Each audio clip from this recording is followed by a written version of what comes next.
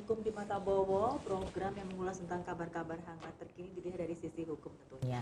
Dan di studio juga sudah hadir para tamu undangan. Selamat malam semuanya. Malam. Ya, seperti biasa saya juga sudah bersama dengan seorang pakar hukum yang sudah tidak asing lagi. Siapa lagi kalau bukan Associate Profesor Dr. Haji Sunarno Edi Wibowo SHMU, atau yang biasa kita kenal dengan sebutan Cak Bowo dong. Apa kabar Cak Bowo? Apa kabar Mbak Faria? Baik, gimana kabarnya Cak Bowo? Sedang. Oh sedang. Iya. Kenapa? Hukum kelabu. Oh, kenapa kok kelabu? Seringkali orang kecil disekalakan. Ya. Penguasa sering cak-cak orang kecil. Nah inilah yang menjadi problem bahwa hukum itu kelabu. Ya. Hukum itu gelap. Hukum itu hanya berpihak pada orang-orang besar. Khususnya KPK ini yang alhamdulillah dia berkiblat pada orang-orang besar. Tapi orang-orang kecil nggak mungkin. Itulah makanya sekarang ini jangan harap main-main. Pertama, Direktur PLN kena ini. Ya. Bupati Talaut kena. Nanti bupati siapa lagi kena? Ya. Makanya itulah namanya malaikat Jibril itu. Ketika orang-orang biasa dihadiri oleh KPK. Nah seringkali kalau orang kecil itu sampai kapanpun nggak ada keadilan, kesejahteraan, nggak pernah ada. Ngomong tentang keadilan, kesejahteraan, tentang segala sesuatu yang berhubungan apa itu jadi kemerdekaan dan sebagainya nggak ada, itu hanya ngomong kosong. Bener saya ngomong. Tuh Cak. Loh bener ini. Kenapa? Saya bicara bukan karena teoritis. Saya bicara bukan karena asal enggak. Apalagi yang bicara adalah fakta. Fakta tetap fakta. Apalagi diimbangi dengan mata. Hukum di Mata Bowo. Lah ini baru bisa ya kan? Ya. Jadi itulah saya sendiri ketika orang kepingin pemilu mengingkit satu jabatan, suatu kekuasaan, orang berkiblat pada rakyatku. Gombal. Gombal itu Gombal mukia itu bohong. serba Cak itu. Itu hanya rakyat itu tidak pernah dikasih kemerdekaan, dikasih kebahagiaan, dikasih papan, perumahan. Bahkan kalau bisa rumah itu dijadikan untuk orang-orang yang punya uang, punya duit. Fakta ada. Nanti akan tahu ya. Nanti kami serahkan semuanya kuasa pada audiensi. Oke? Ya. Masuk audiensi. Itu baru itu yang nanti yang bicara. Nah, saya sudah tidak percaya lagi sama hukum. Tuh. Percaya sama hukum di Mata Bowo tapi? Oh yes. Bener tuh. Nggak percaya sama. Jadi seringkali orang itu masyarakat sampai-sampai nih. Ada, saya nggak nyebutkan. Pak Bowo kalau mati nanti masuk surga. Dunia akhirat loh. Bener saya. Kenapa? Pak Bowo sering memberikan satu pencerahan, suatu fakta, suatu persoalan yang objektif. Contohnya apa yang saya sampaikan? Ya. Rakyat itu ketika masyarakat realita ya. Lihat realita ya. Oh realita, katanya real cons bukan quick con itu. Jadi begini. Jadi saya ini apa yang saya sampaikan fakta. Jadi mana perbandingan mana kalau penelitian metodologi ini ada variabelnya. Variabel dan mendekati kesimpulan. Jadi orang masyarakat itu ya terus terang kasihan juga. Susah. Susah kemana-mana. Coba kalau dibandingkan katanya makmur, ternyata sampai sekarang banyak orang itu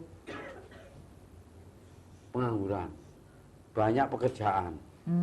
Kemudian banyak demo gitu, hanya meminta, nggak mau dia dijadikan satu yaitu tentang outsourcing.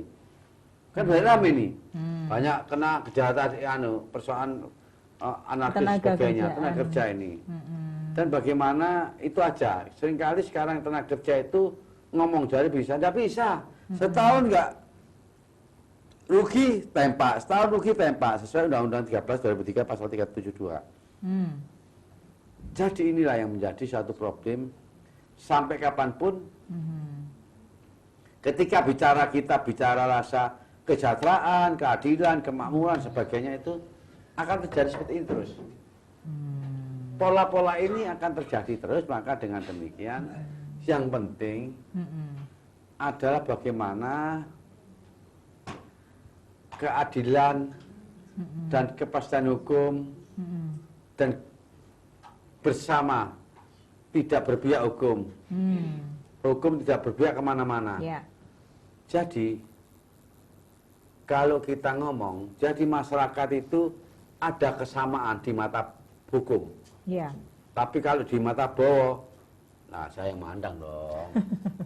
Ya enggak? Iya, pastinya nah, gitu. Oleh karena itu perlu disampaikan, meskipun pemerintah apapun tidak memberikan sosialisasi tentang bagaimana sih, tentang persoalan kalau kita anarkis, kalau kita hubungannya dengan demo yang kayak begitu dan sebagainya, mengorbankan, mengusak dan sebagainya.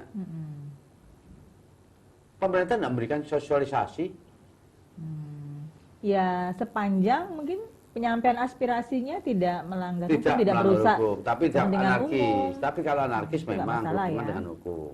Nah, Itulah maka penting sekali masyarakat gak usahlah diajak sana sini, diajak demo sini, dibohongi. Tahu yang menang orang-orang yang tertentu. Kita itu loh. Ya, kalau jual pecel ya tetap jual pecel. Jual tahu campur. ya. Jual nasi goreng. Jual dawet tetap dawet. Ya kan? Kalau bosen, Apa? kalau bosen saya ganti es cau, besoknya kan boleh. Oh boleh, jadi es cau. Iya. Iya. Es cau nggak ada. Dawet ada, dawet Banjarnegara. Oke, kita kembali lagi ke tema yaitu tentang apa yang disampaikan Mbak Waria, apa itu sebetulnya. Iya, kan memang cukup prihatin juga ya. Sekarang kan banyak sekali aksi-aksi demo itu, ya boleh menyampaikan aspirasi gitu ya. Tapi sepanjang tidak merusak kepentingan umum, tidak anarkis. Nah, kalau sampai anarkis itu loh, Cak Bowo, itu Loh, ada pasalnya. itu hukumannya? Kalau bersama-sama 170, ancamannya 5 tahun. Dengan kekuatan, dengan kekerasan, merugikan orang, merusak barang dan sebagainya. Itu 170 ancaman 5 tahun. 5 tahun. Ya, kalau dewasa dong. Tahan. Nah, kalau di bawah umur piye? Lain. Ada diversi. Di bawah umur itu kan berarti di bawah 18 tahun ya, Cak ya? Ya, di bawah umur di bawah 18. Hmm. Kalau itu menurut tentang hubungannya dengan Undang-Undang Perlindungan Anak. Yang dimaksud anak itu adalah anak yang kurang 18 tahun ke bawah. Ya.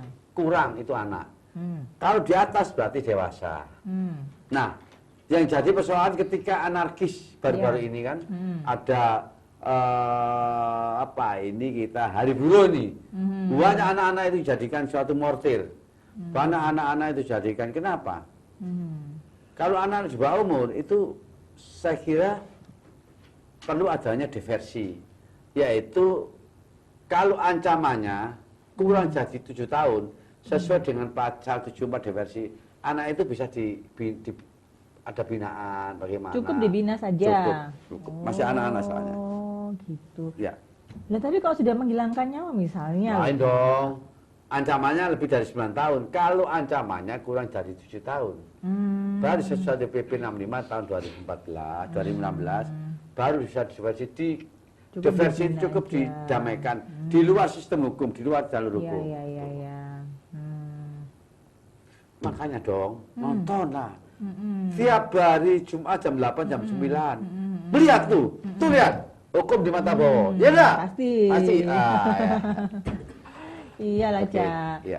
Nah, tadi kan sempat Cak Bowo informasikan kalau misalnya hukumannya sampai 9 tahun yang Nah, sampai ya. menghilangkan nyawa itu, Lain nah, itu, itu lain. di bawah umur, Ya.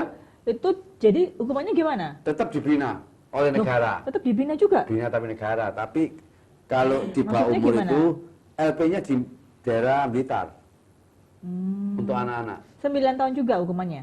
9 tahun ke atas. Contohnya ancamannya kalau menghilangkan nyawa pasal tentang 338 maksimal 15 tahun. Kalau sampai dengan adanya pembunuhan perencanaan lebih seumur hidup mati dan 20 tahun.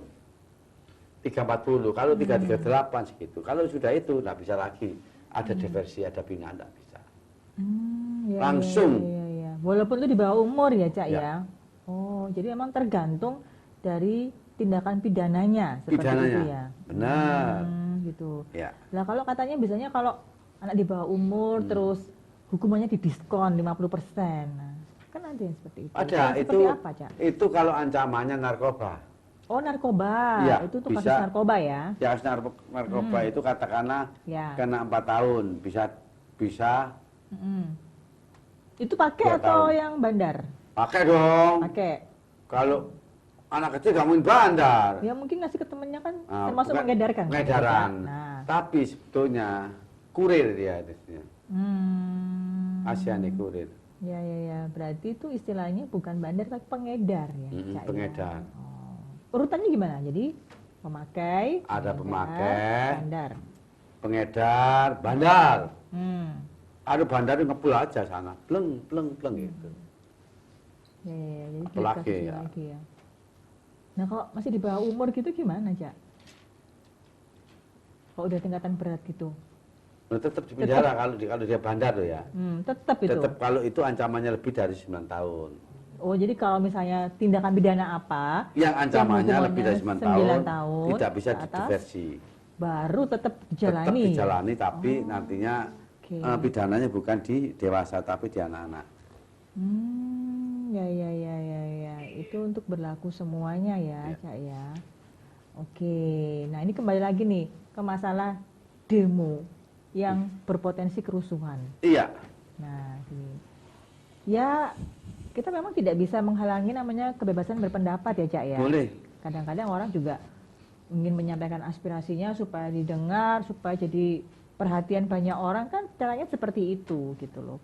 Nah, itu sebenarnya dari pihak kepolisian sendiri dibenarkan nggak sih sebenarnya kalau misalnya, oke, kalau anarkis pasti kan dianggap, karena kan gini, Cak, demo, ketika lagi demo kan saling, akhirnya kan jadi saling pukul seperti itu. Nah, itu sebenarnya dibenarkan nggak sih, Cak, sebenarnya? Antara dari pihak aparat.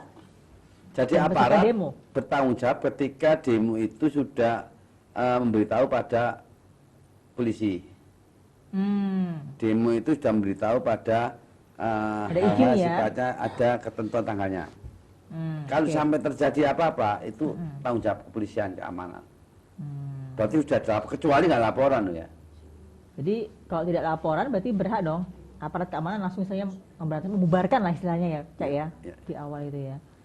Nah, kalau misalnya dari pihak pendemo itu misalnya dari pihak aparat gitu ya, Cak misalnya, karena kan memang situasi rusuh akhirnya pihak aparat kan turun tangan ya, jadi saling pukul seperti itu, dan dari pihak pendemo yang kena pukul pihak aparat itu merasa sebagai korban, itu bisa melaporkan?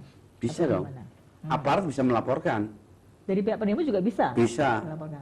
Terus Bisa. gimana? Kan memang awalnya kan ya memang chaos kan suasananya Iya. memang. Nah, itu gimana akhirnya, Cak? Jadi ini proses memang hukumnya? harus ada pengendalian. Tentunya kalau ada apa-apa ya kasihan juga saya. Sama pendemo itu kalau anak kecil nggak tahu apa-apa sebenarnya. Itu hanya sebagai satu martir saja. Sebagai orang-orang yang dipersiapkan untuk demo anak kecil-kecil kan. Bawah umur. Nah, kondisi-kondisi ini seharusnya memang harus dijaga. Ketika ada demo, harus benar-benar harus keamanan harus tanggap. Jangan sampai nantinya ada persoalan-persoalan ketika hubungannya dengan nantinya contohnya anarkis, antar demo lawan demo, antar demo lawan keamanan dan sebagainya. Ini berbahaya sekali memang.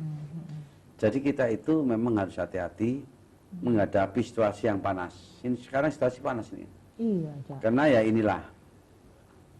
Kenapa sesuatu yang panas? Saya memang dari dulu nggak sependapat itu apa sih demokrasi. Apa sih pemilihan langsung? Saya nggak sependapat. Dikarenakan apa? Dikarenakan demokrasi itu hanya sebagai suatu berhubungan dengan mahalnya demokrasi. Contohnya, sampai berapa triliun mengeluarkan dikarenakan pemilu. Ya. Baik presiden, baik tingkat Legislatif, 1, ya. tingkat 2, pusat maupun DPD. Berapa yang dikeluarkan negara itu? Bayangkan. Itu hanya memilih pimpinan.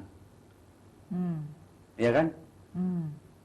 Ternyata di luar dugaan, ternyata hampir 70% kepala daerah di Indonesia ini korupsi. Berarti belum siap.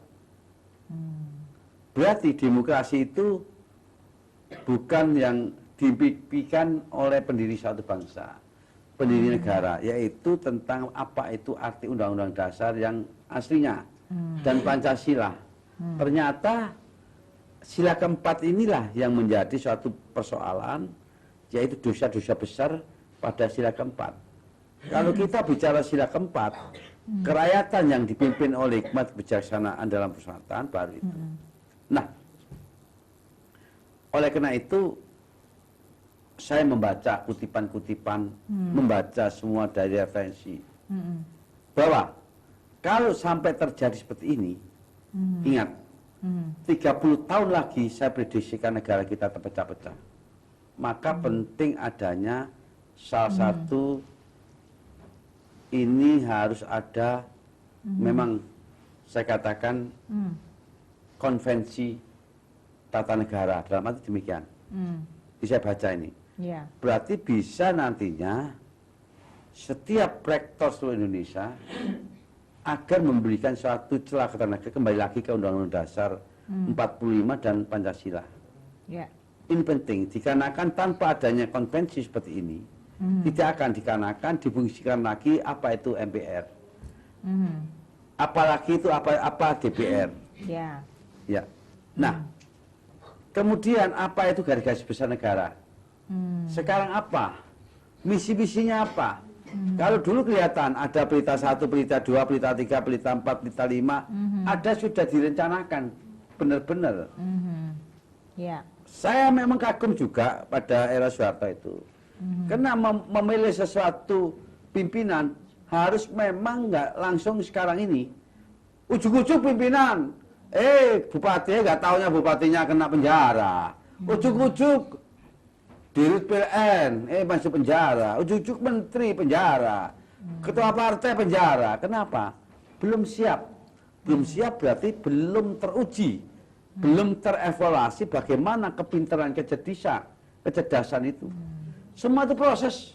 Nggak bisa orang diam-diam bangun tidur jadi pimpinan, nggak bisa. Pimpinan proses harus mengalami berbagai macam tentang persoalan-persoalan kenegaraan. Ya. Persoalan-persoalan kenegaraan nggak gampang.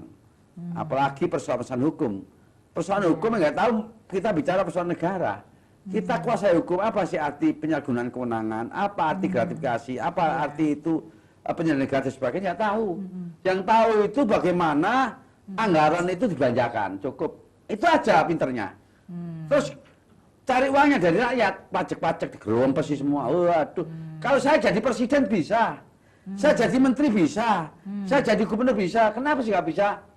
Kerjanya rutinitas dan tidak berpikir bagaimana kedepannya suatu bangsa. Berpikir, itulah.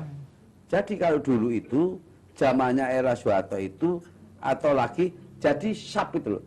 Kalau belajar itu SAP ini kayak tetangga itu loh. Kalau sudah ini jadi nggak bisa langsung dari bawah langsung jadi, nggak bisa. Nah sekarang ini demokrasi seperti itu. Makanya sekarang banyak anarkis, ini, itu, semua itu. Jadi ya kita kembali lagi bagaimana tentang nanti prospek yang akan datang ini, negara kita bagaimana. Tapi yang jelas satu hal, yaitu negara kita itu belum ada kesamaan tentang pendidikan. Artinya apa? Artinya saya menyoblos, ribet saya ini. Ada siapa yang saya coblos, ada DPR tingkat 1, tingkat 2, pusat maupun DPD maupun susah. Apalagi susah. Bagaimana nyoblosnya itu? Caranya bagaimana? Nah itu kurang jelas. Kenapa? Nggak bisa diketahui siapa teman saya, siapa itu nggak ada. Jadi oleh karena itu ribet sekali, makanya sering terjadi sampai penghitungan akhirnya KPPS meninggal dunia. Berapa itu? Ya. Meninggal dunia kenapa? Karena fisiknya nggak mampu dikarenakan yaitu tidak terencana, kalau dulu mau ini ada rencana dulu berapa tahun, tapi enggak. Tahu-tahu bisa tahu-tahu ini akhirnya apa? Nah akhirnya meninggal 300 lebih. Sakitnya berapa? Dikarenakan apakah ini layak jadi KPPS? Seharusnya kan sebelum jauh-jauh ini ditunjuk menjadi salah satu atau menjadi satu panitia. Seharusnya ada sesuatu yaitu tentang masalah tentang kalau saya lihat harus dites dulu toh kesehatannya. Atau dicek up dulu toh. Apa kenapa harus tahu. Nggak tahu-tahunya gludung Indonesia. Oleh karena itulah sebagai pengalaman yang pahit bagi demokrasi, ternyata orang yang memang berjasa pada negara sesuai nih dengan pasal 34 atau Undang-Undang 12 tahun 2008 kalau nggak salah ya. Sorry. 12 tahun 1980 sehingga perlu ditetapkan oleh presiden siapa presiden yang terpilih memberikan satu yaitu santunan untuk pensiun karena meninggalkan anak istrinya yang terlantar sehingga sesuai pasal 34 ambilkan konstitusi bisa itu nanti kasihan biar nanti kedepannya harus mengatur merevisi bagaimana caranya jangan sampai korban namanya demokrasi korban ya demokrasi itu sebetulnya seneng gembira wah kita kena gembira tapi enggak demokrasi gitu ya iya maksudnya. tapi sedih oleh karena itu berarti apa bangsa kita belum siap namanya demokrasi ya mungkin nanti kita bisa evaluasi lagi proses dan cara-caranya ya Cak ya supaya jadi Insya pembelajaran Allah berharga juga ya tapi saya tetap sependapat apa yang menjadi salah satu ya Undang-Undang Dasar 45 dan Pancasila sejatinya itu dikarenakan saya baru tahu bahwa DPR itu ketika ngelencer gampang, habiskan anggaran gampang, tapi untuk membuat undang-undang masih susah. Undang-undang dibuat di hotel, undang-undang dibuat berpergian, undang-undang dibuat senang. Kalau dulu membuat suatu Undang-Undang Dasar 45 itu adalah tirakat, tidak tidur, puasa. Sekarang enggak. Kalau bisa ya di karaoke.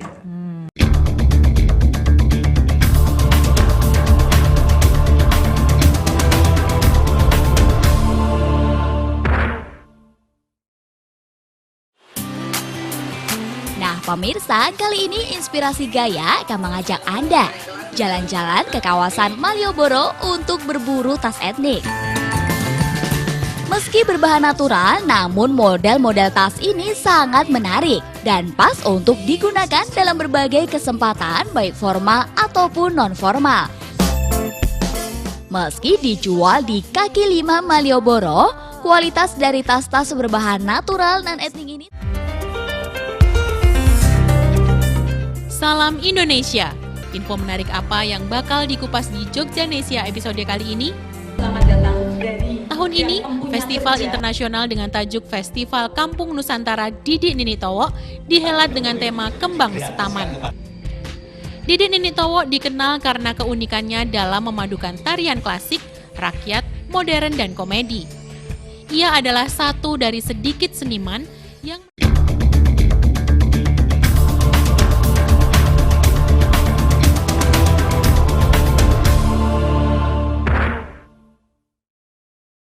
Baik, kita masih bersama-sama di Hukum di Mata Bowo dan kita akan lanjutkan lagi perbincangan kita dengan Cak Bowo tentunya. Cak Bowo, ini kita masalah demokrasi ya Cak ya.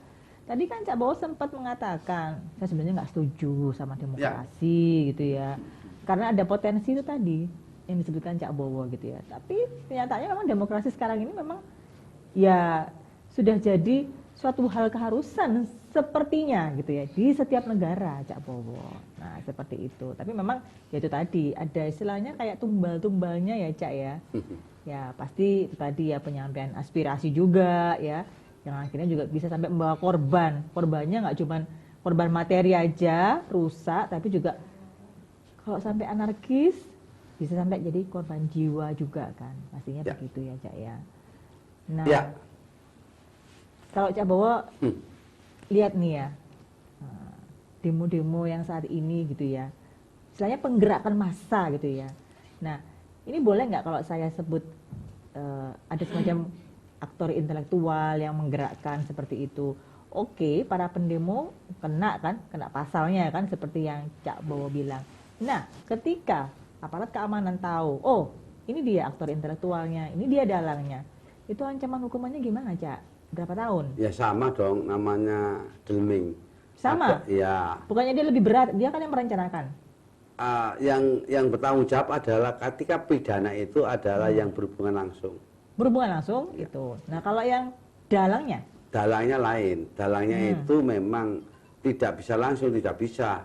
Berarti 2/3. 2/3 dari? Dari yang utama, yang pelaku langsung. Gitu. Jadi delming, jadi gitu. Memang ya. apa yang disampaikan oleh Mbak Faria, kita bisa. Kalau di negara itu kan satu peta, Jawa Timur. Kalau sini lain, culture, kultur, budaya, geo tentang itu lain. Jadi susah untuk menjadi demokrasi ini susah. Karena berbagai macam suku-suku, berbagai macam pulau-pulau itu susah. Kenapa saya katakan susah? Karena nggak satu hamparan. Kalau satu hamparan enak notonya, ini nggak bisa. Mau pencari sana, apakah menjadi negara berbagai-bagai. Contohnya Papua, ini berbeda sekali. Contohnya Aceh, kan kepingin apa? Kepingin merdeka sendiri-sendiri. Itu yang nggak dipikirkan. Kenapa? Saya kira tahu. Apa yang menjadi konsep saya ini, saya ulangi lagi.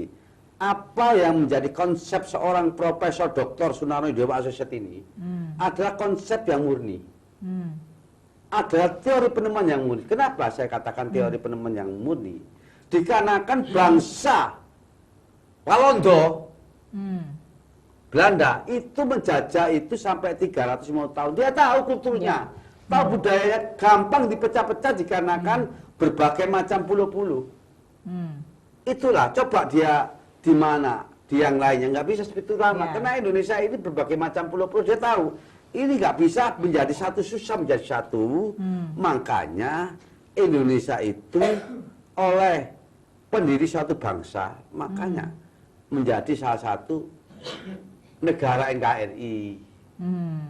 Kesatuan, berbagai macam, itu harus menjadi satu. Contohnya sekarang, nah kita melihat suatu bangsa, kalau John F. Kennedy ini, itu ditembak dikarenakan satu,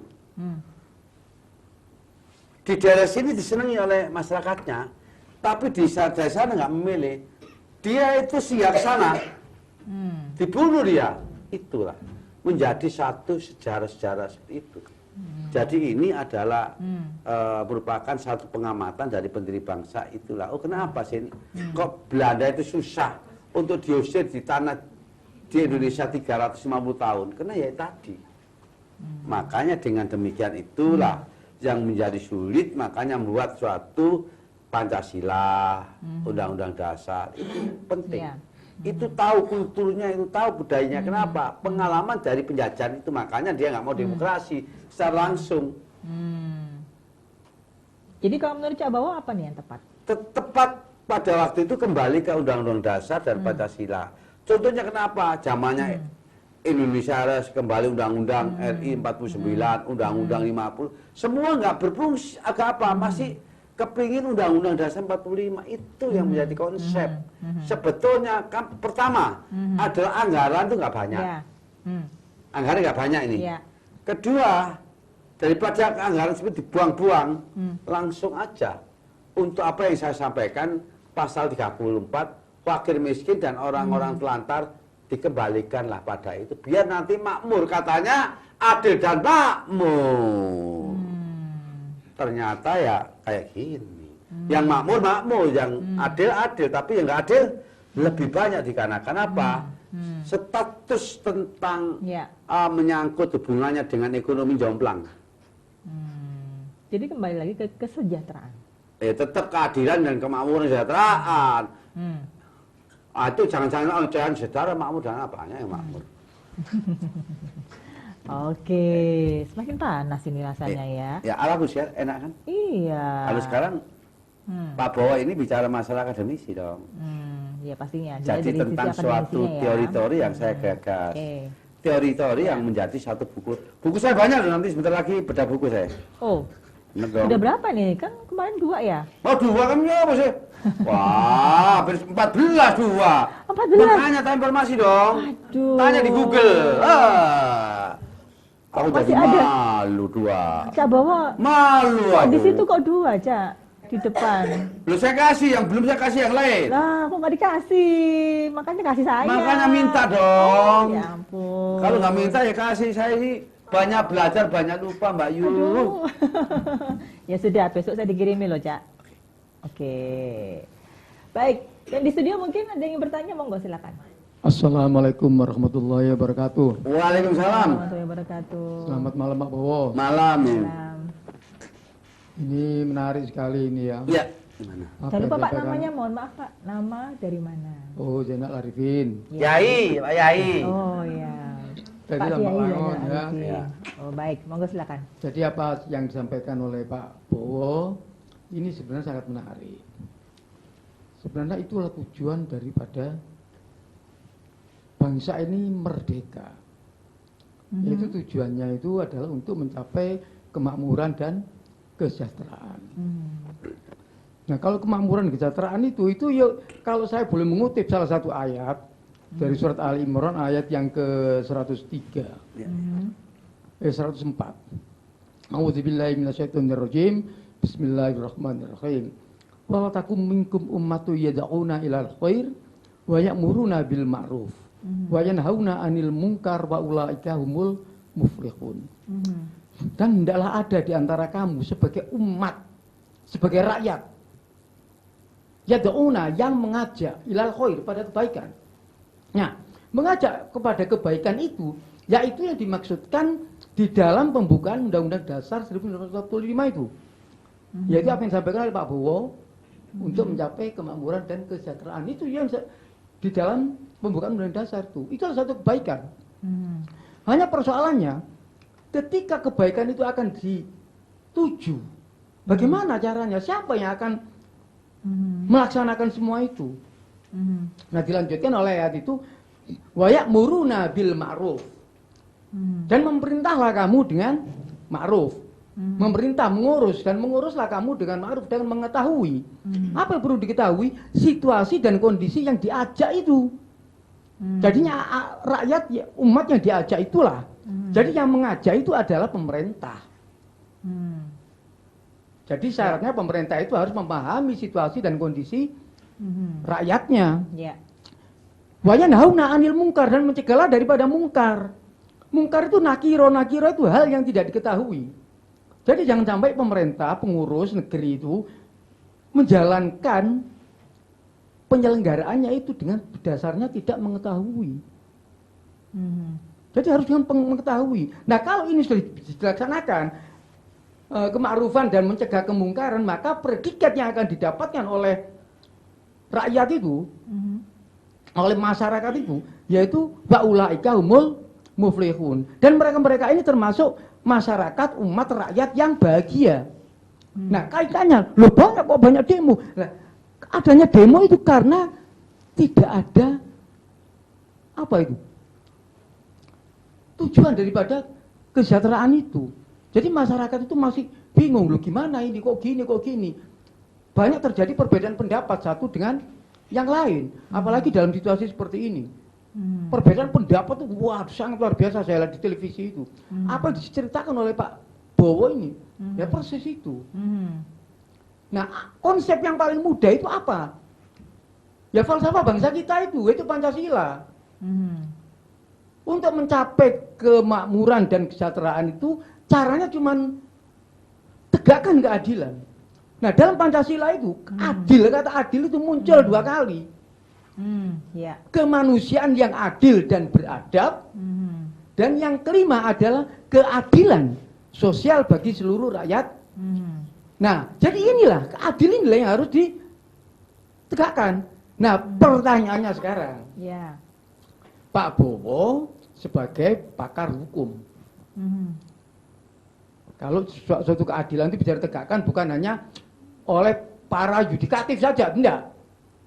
Tapi legislatif, eksekutif, yudikatif ini semua, baik berupa keputusan, berupa apapun itu harus adil. Nah, bagaimana Pak Bowo caranya untuk bisa menyadarkan para penyelenggara negara itu, khususnya untuk di pemerintahan Kota Surabaya, agar mereka ini benar-benar bisa menegakkan suatu keadilan. Nah, Pak Bowo sebagai pakar hukum, ini bagaimana caranya, Pak? Terima kasih. Baik, terima kasih Pak Arifin. Monggo silakan. Pak Bowo Ya. gimana itu? Bicara soal keadilan. Ya. Apa yang disampaikan oleh Pak Zainal Arifin tadi sudah mengupas tuntas. Bukan lagi tentang apa yang menjadi aturan, peraturan undang-undang. Tetapi Al-Quran dan hadis ini merupakan satu bagian dari filosofis tentang aturan undang-undang. Filosofisnya dari sini ya. Katakanlah kalau dulu undang-undang dasar ada Serikat Islam, ini berbagai macam-macam ya. Suatu bangsa untuk memberikan suatu, yaitu bagaimana tercerminnya undang-undang dasar dan Pancasila. Nah, saya konsep yang menjadi satu persoalan sampai sekarang ini, saya mencari bagaimana konsep yang Pancasila, yang kedua kemanusiaan yang adil dan beradab, dan keadilan sosial bagi rakyat Indonesia. Saya nggak mau terjebak seperti profesor-profesor yang kelihatannya ahli-ahli pernah didengungkan tapi nggak bisa. Apa sih konsep keadilan? Sampai Pak Zainal Arifin konsep keadilan itu nggak tahu apa keadilan. Oh, keadilan begini-begini. Tapi sebetulnya keadilan itu merupakan satu bagian dari hati nurani yang dalam. Apa yang bisa diterima akal dan dalam pikiran itu adil, itu adalah keadilan. Memang untuk menegaskan keadilan itu satu wajah yang bisa memenuhi keadilan. Kalau kita bangsa negara, makmur dululah. Ya. Makmur, kesejahteraan dululah. Kesejahteraan itu antara lain apa? Contohnya satu aja itu merupakan keadilan. Sekolah nanti presiden yang terpilih, andai kata saya berdoa juga, saya sitir juga, itu ada keadilan ketika rakyat kita sekolahnya nggak membayar, dari SD, SMP, SMA nggak bayar. Itu sudah merupakan satu keadilan. Konsep saya, sebagian keadilan. Kenapa? Kesenangan, kemakmuran. Jadi seseorang orang tua sudah, anak saya sudah disekolahkan oleh negara, saya cari makan, itu sudah keadilan, kemakmuran. Nah itu aja. Alhamdulillah nanti kalau sampai negara, presiden sudah mengatakan bahwa janganlah untuk buat korupsi dan sebagainya. Buatlah untuk sekolah ini disisipkan berapa 20% dari APBD. Cukup saya kira. Maka saya dulu dengan Profesor Nu, kalau nggak salah sekarang dulu rektornya ITS, pernah di TVRI.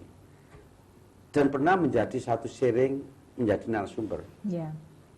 Sama ketentuannya dia juga, kalau bisa ya saya memang konsen, memang dari latar belakangnya sekolah bayar sendiri sampai saya nggak pernah beasiswa dan sebagainya. Ya. Maka konsep saya ada dengan Pak Nu ini, bagaimana APBN ini 20%.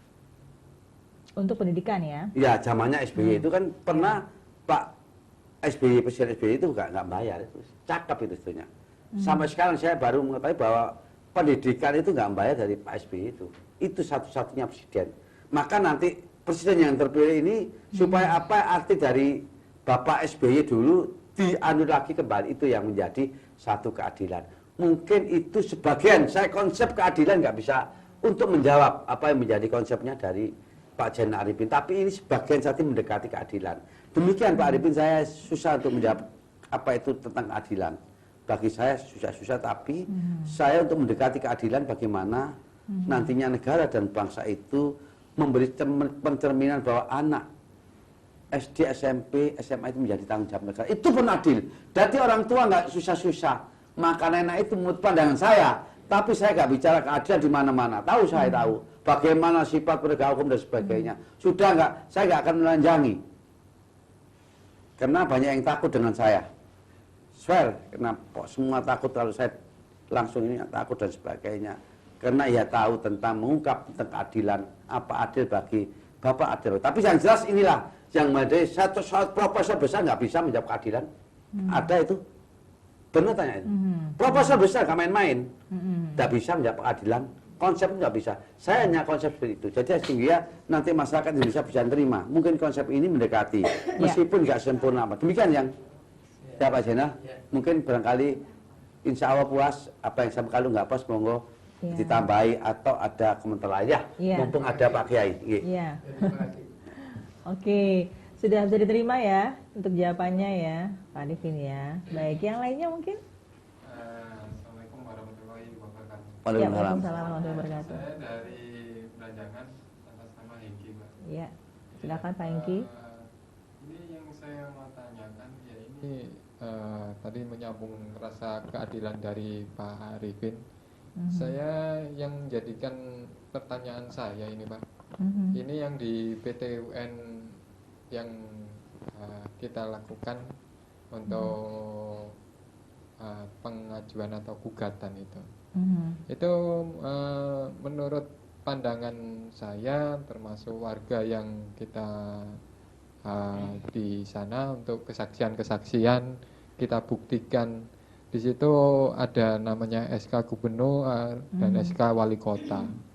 SK Wali Kota di situ tahun 2015. Di SK Gubernur tahun 2018. Di situ rumah pompa yang mungkin saya berbicara ini adalah untuk secara keseluruhan di warga Beranjangan atau di Kelurahan Tambak Saryoso dan Oso Wilangun Timur.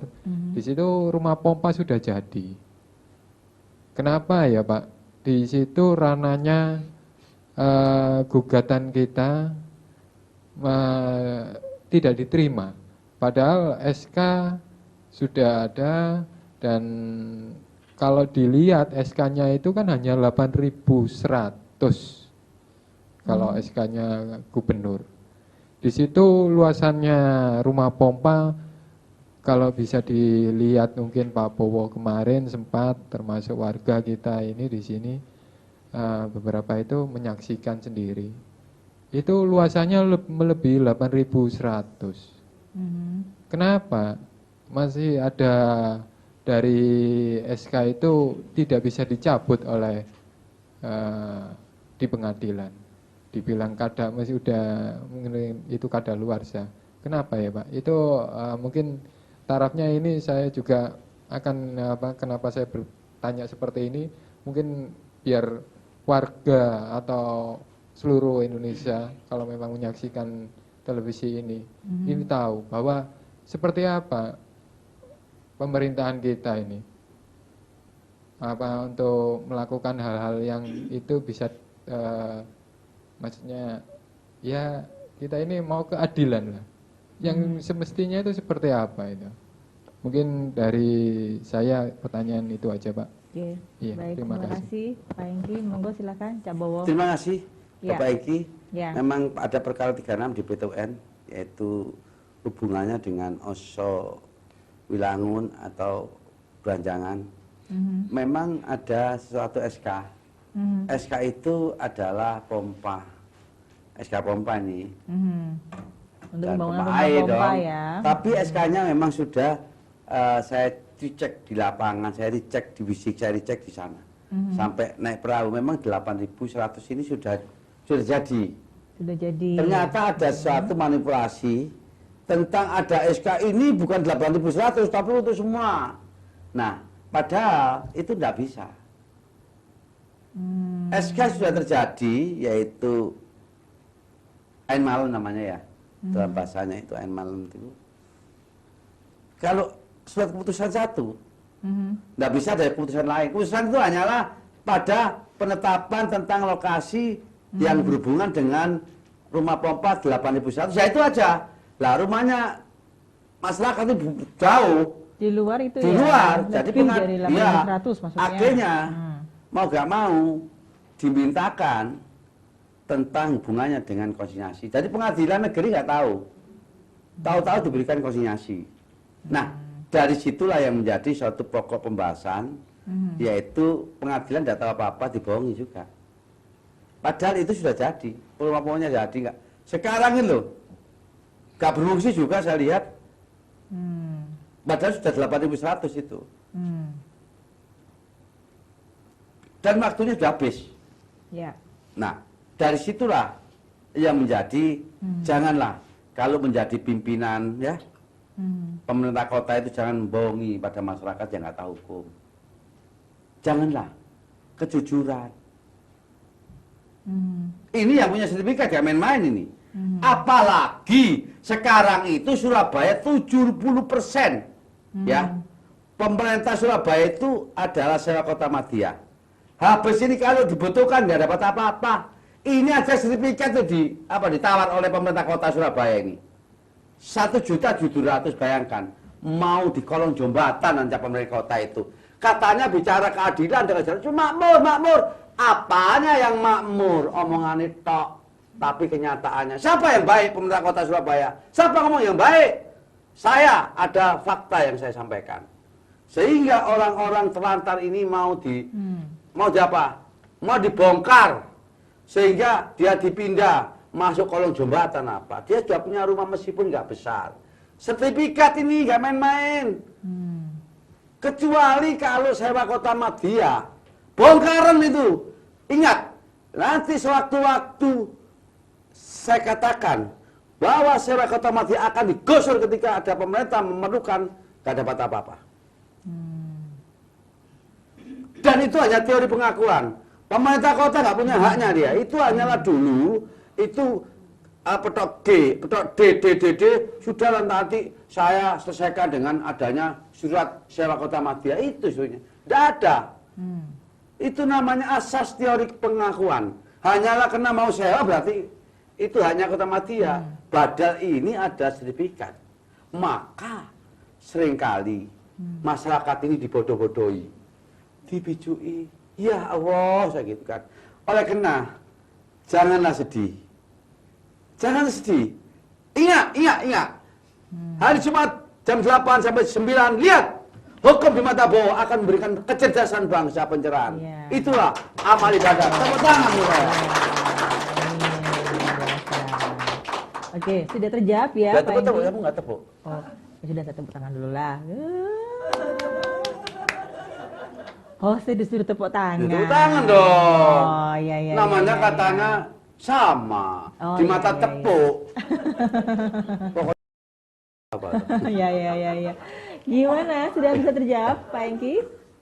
Bisa terjawab ya. Baik. Ada lagi yang lain mungkin? Monggo. Sampun. Baik. Oke, kita break sebentar ya, Cabawo. Nanti kita lanjut lagi. Oke, Dan masih. pemirsa, kita akan kembali lagi setelah jeda pariwara berikut. Tetap dukung di Mata Bawo.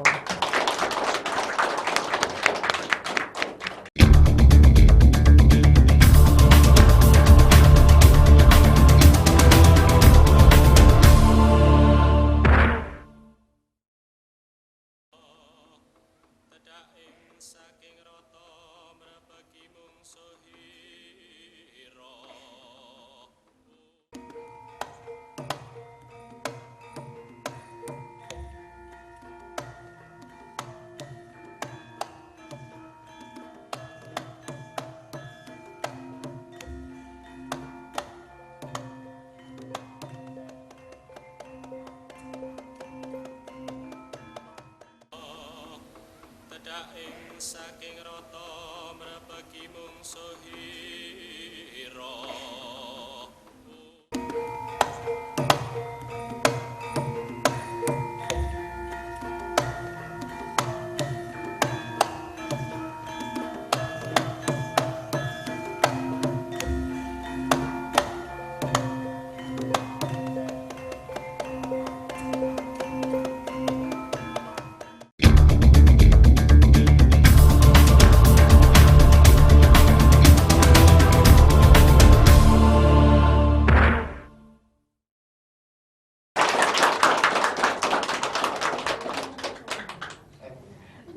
lagi di Hukum di Mata Bowo dan kita akan lanjutkan lagi nih Cak Bowo. Wah, ini Ayo semangat lagi, Nak, ya? banget ya. Banget lagi nih. Iya. Ini perkuliahan bukan saya ngajar magister hukum, Ya. tapi sudah dokter semua ini. Wah, iya, luar biasa ya Luar biasa lagi, pertanyaan-pertanyaannya ya. luar biasa. Oh, siap. Saya biasanya ngajar dokter seperti ini. Ya. Ya. Monggo, ada lagi yang lain mungkin silakan. Ya, silakan Ibu. Waalaikumsalam. Wabarakatuh. Oke. Iya. Saya Ari dari Beranjangan. Ya. Ya, silakan. Saya mungkin menyambung pertanyaan dari Mas Hendy. Ya. Yang saya tanyakan atau sebagian besar warga tanyakan adalah ketika kita mengetahui SK tersebut bukan dari aparatur pemerintahan, tapi dari Towo waktu kita ada konsinyasi baru tahu kalau ada SK seperti itu. Dan kami tanyakan adalah kenapa di SK tersebut kan rumah pompa sudah jadi, ya toh? Tapi rumah kami masih dibutuhkan untuk pembangunan rumah pompa. Ini kan itu yang membutuhkan keluarga Beranjangan, makanya kami melakukan gugatan ke PTUN. Nah, yang saya tanyakan Pak Bowo, kenapa rumah pompa sudah jadi, tapi kok kita sudah ada di proses konsinyasi seperti itu? Harusnya kan kalau rumah pompa sudah jadi sesuai SK, harusnya berhenti di situ, tidak sampai konsinyasi, karena kita kan juga tidak dibutuhkan karena sudah terpenuhi di 2100 itu. Seperti itu yang saya tanyakan di situ Pak Bowo. Terima kasih. Oke, Ya. terima kasih. Terima kasih. Ya. Langsung ini ya. Iya dong. Bagus dong langsung. pertanyaannya, Jang. Betul, luar Oke. biasa. Kenapa? Kenapa kok sudah ada itunya SK ya? Ya, Masih ini aja. biar tahu. Jadi nanti saya Punya. sampaikan bahwa hakim Pengadilan Negeri Surabaya khususnya tentang konsinyasi itu harus dia konsinyasi berdasarkan basicking dari penetapan tentang izin lokasi atau penetapan bangunan yang sudah jadi ya 8.100. Ya. Nah oleh karena meskipun itu volunteer, sifatnya volunteer itu hanya penetapan sepihak ini sebetulnya. Namun pengadilan harus melihat dulu yang mana SK-nya ini, fisiknya mana. Ya. Maka dengan demikian ini saya katakan bahwa hakim harus hati-hati meskipun bentuknya penetapan. Dia harus melihat sidang setempat. Jadi on the spot sidang setempat itu namanya PS, persidangan setempat. Itu harus meskipun hanyalah volunteer penetapan. Penetapan itu hanya hakim satu. Bukan ada persengketaan. Ini sebetulnya persengketaan maka diuji di PTUN. Nanti akan diuji di pengadilan. Dan masyarakat menolak akan menjadi dikasih konsen. Meskipun uangnya ini ada dibagi, tetap adalah menolak. Kalau menolak tidak bisa lagi menjadi satu problem dikarenakan ini bukan bentuknya, ukurannya dan apresiasinya itu tidak sesuai. Tidak ada tanah Surabaya 1.700.000 itu. Ada tanah ada kalau segitu. Saya tahu tanah segitu. Bisa. Bisa itu. Kalau 1.700.000 sih. Tanah kuburan tuh banyak. Cak Bowo. Itu benar. Ya. Surabaya kok 1.700.000. Tanah kuburan banyak itu. Ya, mudah-mudahan yang meriah ya terkubur semua.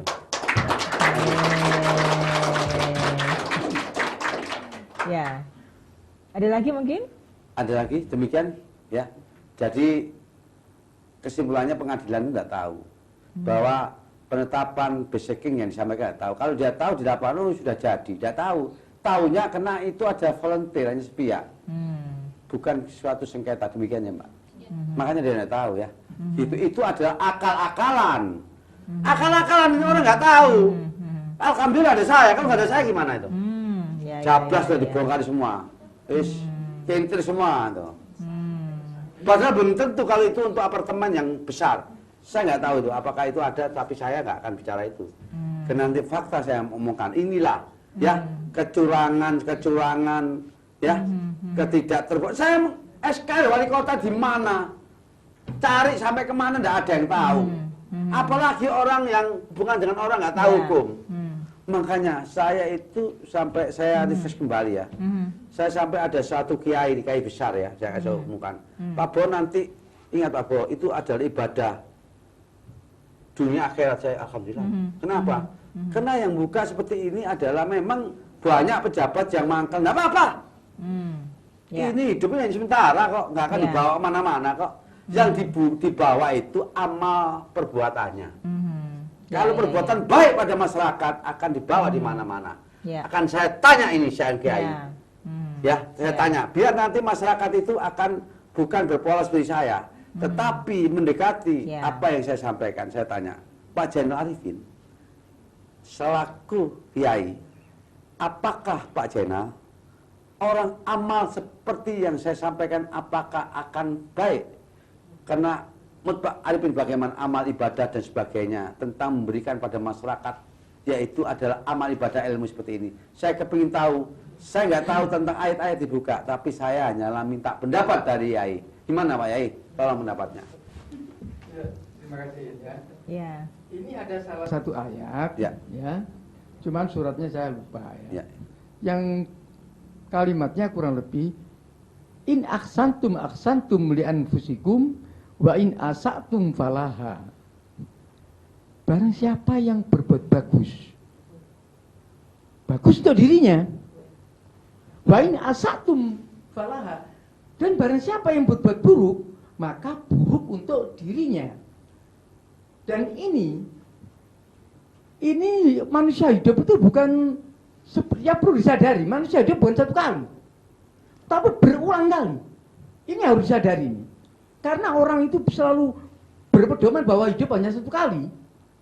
Kalau orang hidup satu kali itu kan enak, berbuat apa saja semaunya, wah oke aja. Tapi manusia tidak hidup satu kali.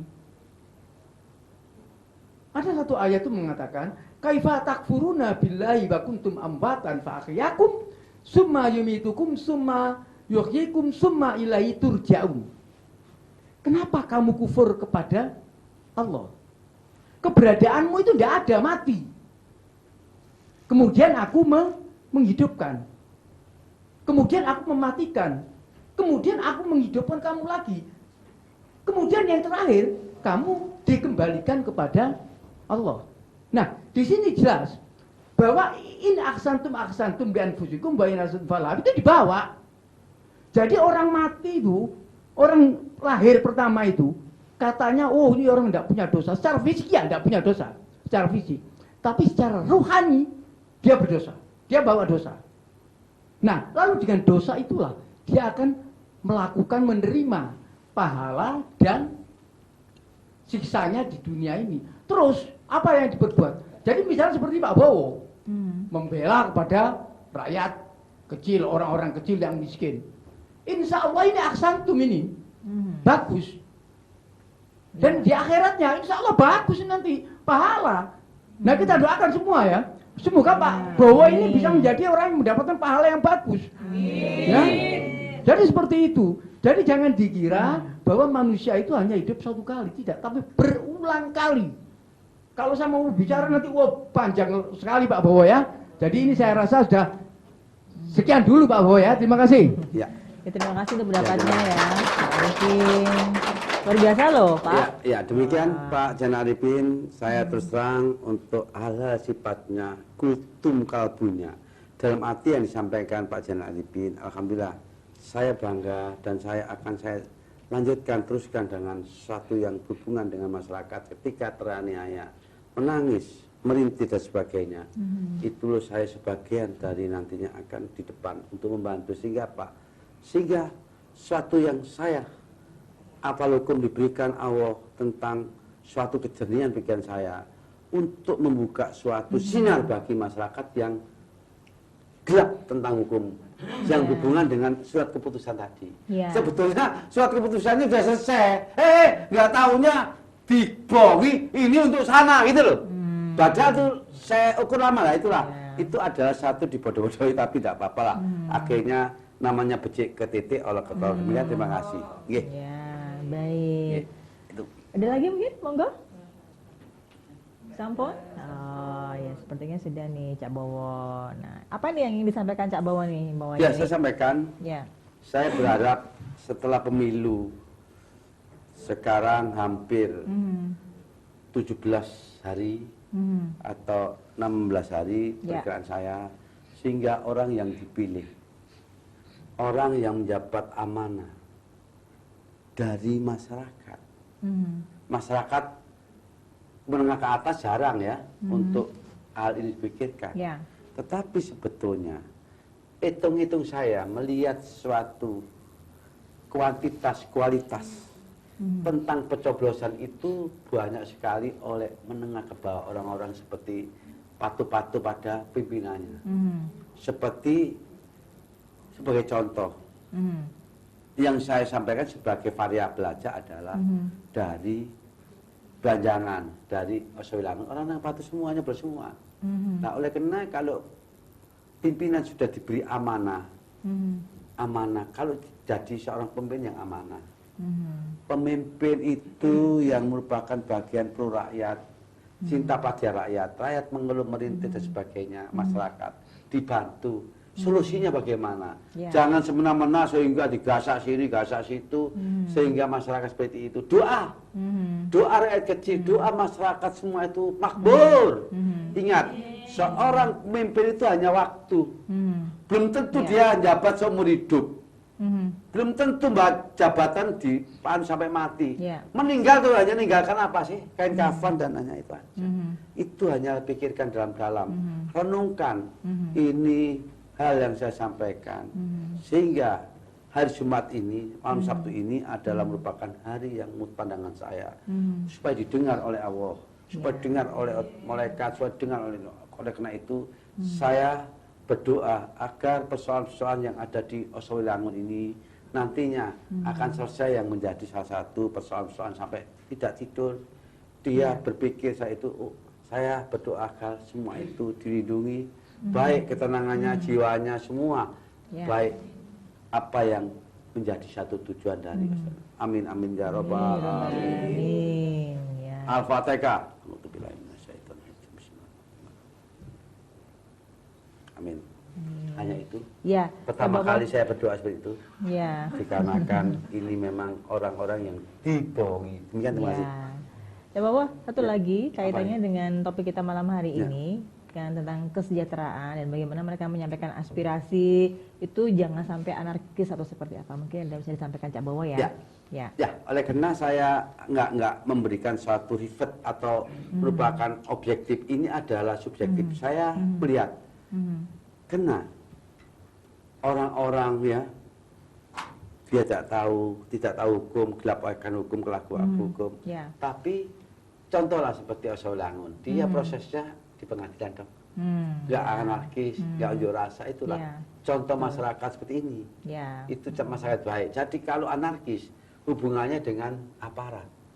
Jadi aparat kepolisian, kejaksaan, hakim, lihat itu cermin dari orang-orang yang tahu tentang proses hukum. Apa itu negara kita itu? Negara hukum.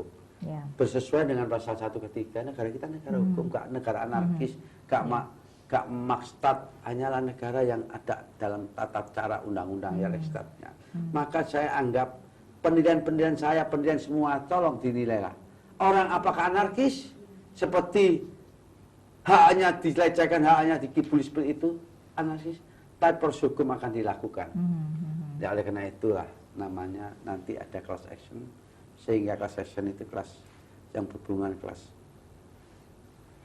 hak dan tujuannya sama, ya kelas yang kumpul, kelas yang sama hubungannya, yaitu nanti class action. Penyampaian aspirasi yang dewasa ya sesuai dengan proses hukum yang berlaku, tentunya seperti itu ya Cak Bowo ya. Nanti itu akan ada class action. Jadi class action berarti kan apa?